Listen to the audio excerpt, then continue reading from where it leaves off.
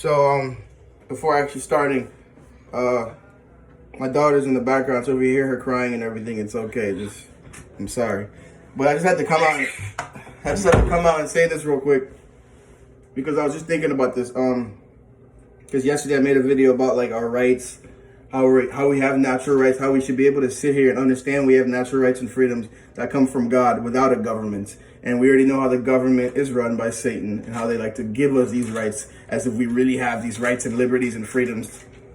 And I just woke up this morning, well, not right in the morning, but I was thinking about this one scripture I saw yesterday, and I'm going to open it and read it because God talked about, if you guys have ever heard about an eye for an eye, right? In Matthew, book of Matthew, chapter 5, he says, you have heard that it was said, an eye for an eye and a tooth for a tooth. But I say to you, do not resist the one who is evil. But if anyone slaps you on the right cheek, turn to him the other also. And if anyone would sue you and take your tunic, let him have your cloak as well.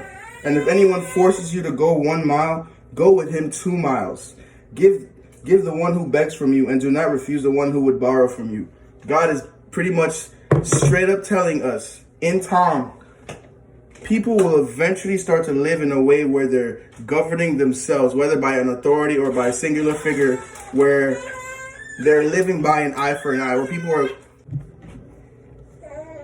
So basically people are living in an eye for eye system, and he knew that people would live like this. People will eventually create some kind of governing power of the government where they're living in a way that if you commit a crime or if you go steal something, they cut your hand off.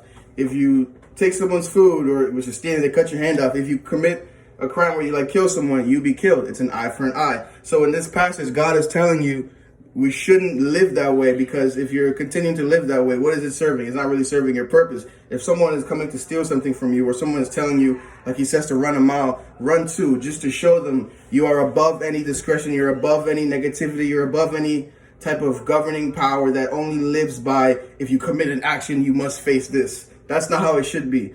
So when you think about that, and if you've learned about it in school, you don't live by government. You don't follow government. You follow God. Yes, you don't follow government. You follow God. And it's crazy because he talks about in one passage how we should follow authority because authority comes from God, unless that authority's intentions are evil. And we know the government. And I'm sure if you can look it up after this, or if you've heard about the Code of Hammurabi. That's the first official governing law, the first official governing statute, or whatever you want to call it, that was set in stone for people to follow. And what was the Code of Hammurabi? An eye for an eye, which is clearly what is going against what God is saying. It's like God knows what is going to happen. And that was the first governing thing to be created. We all learned that in school. If you've heard about parents patri back then, where parents, the parents patri, I think, where the government was pretty much in control of the kids. The kids would look to the government as the parents. They go work. The dads would be in the military. The moms would be working.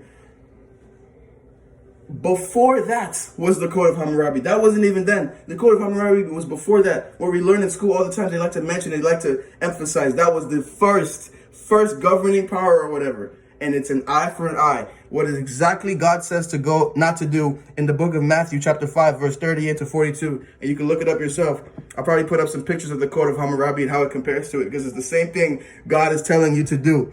You have heard that it was said, an eye for an eye and a tooth for a tooth. But I say to you, do not resist the one who is evil. But if anyone slaps you on the right cheek, turn him the other cheek. Turn him the other also. And if anyone would sue you and take your tunic, regardless of what a tunic is, take anything from you, whether they're suing you, whether they're stealing from you, it's not to follow back by doing the same thing that person committed, because he himself is already sinning. He himself committing those actions is already doing against God. So who are you to, whether to authorize that person to receive the same thing he did, or who are you to go cause that thing that he did to you? Who are you to cause judgment upon others? That's not us. That's God. There's only one judge, and that's God. And it just made me think, and I have to say this because God has been forever telling us things and trying to show us in the Bible about things to come.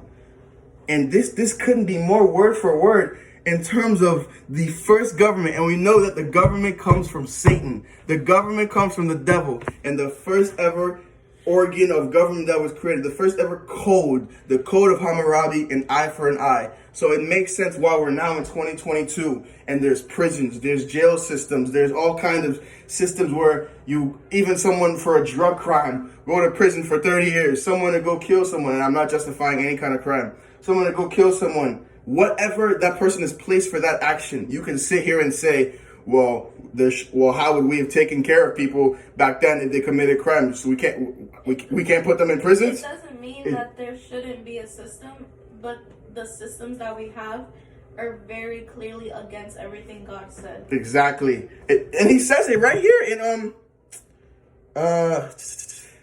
Romans chapter 13, verse 1. Let every person be subject to the governing authorities, for there is no authority except from God, of course. And those who that exist have been instituted by God. So he's saying, although these governments are evil and all that, the idea that they're even here is because of God. Although they are using these governing powers and giving all these freedoms and rights, but they're cloaking it. It's not really for what it is. It's all evil. Just as he says, he says in Galatians chapter 5, for you are called to freedom, brothers. Only do not use your freedom as an opportunity for the flesh, but through love serve one another. The government ain't out here giving all these rights and freedoms and the Constitution and the Bill of Rights for the purpose of us. They don't care about our rights. It's 2022, and people in Australia are being hunted down by the police because they won't get a vaccine on their hand. They won't get a vaccine to kill them, to help them from COVID. That's not freedom. That's not rights. There's only one person that gives us freedom and rights. The idea that you come from earth and God breathes you the breath of air into your nostrils, that breath of air comes with your freedom and rights. How can he give you a breath of air without giving you your rights and your natural freedoms if you are a living creature that he's put on this earth? A governing power then comes in. We are going to create our Bill of Rights. We are going to create this Constitution, a Constitution that's signed by all people that were slave owners. All white men that were slave owners. That's not your Constitution. Your Constitution is in your heart, what God gave to you. All these parables, all these written documents that the government gave Satan goes against God. It's simple as that. So, is there anything else you want to say? It's simple as that. So, I don't want to say it's simple as that. I don't want to sound like, especially if you're someone who's seeing this is not really aware or is trying to learn. It's not simple as that. I don't want to say that.